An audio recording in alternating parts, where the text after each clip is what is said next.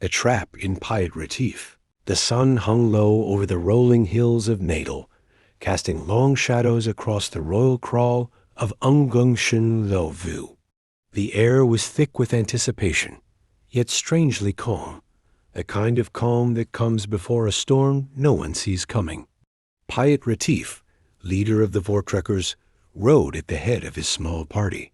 He was a man of resolve, of vision, a man who believed that land could be negotiated, that peace could be written into existence with ink and goodwill. At his side were his men, weary from travel but hopeful. Today they would secure their future. Ahead stood the domain of Dingaan Kasanzanga Kona, ruler of the Zulu kingdom, a king known for both hospitality and cunning. The arrival. As custom demanded, Retief and his men dismounted before entering the kraal. Their rifles, their only assurance of safety in an unfamiliar land, were left outside. Unarmed, trusting. Inside, they were welcomed with ceremony. Warriors lined the enclosure, their shields gleaming, their expressions unreadable. Drums began to beat, slow at first, and rising into a thunder that seemed to echo from the earth itself. Retief smiled. This was a good sign. A treaty had already been drafted. The cattle had been returned. All that remained was the formal sealing of agreement. Peace, it seemed, was within reach. A hidden trap, but beneath the surface, something darker stirred. Unknown to Retief, the warriors of Dingaan had prepared long before his arrival.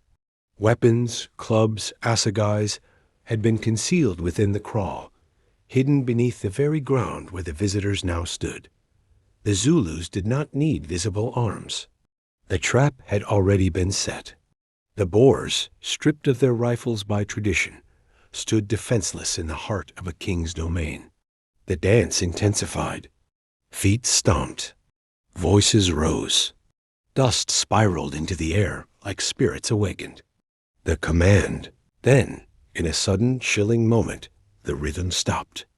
King Dingaan rose to his feet. Silence fell like a blade. His voice cut through the air. Bulanani Abithakathi. Kill the wizards. For a heartbeat, nothing moved. Then everything did. The attack. From all sides, Zulu warriors surged forward. Weapons appeared as if conjured from the earth itself, drawn from hiding, from beneath shields, from the very ground. The illusion of peace shattered instantly. Retief and his men had no time to react. No rifles. No escape.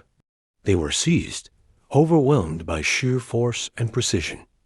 Some tried to resist, fists against spears, but it was futile. The trap had been perfect. They were dragged from the kraal, across the dusty earth, past the watching warriors, toward a hill known as Kwamatiwan.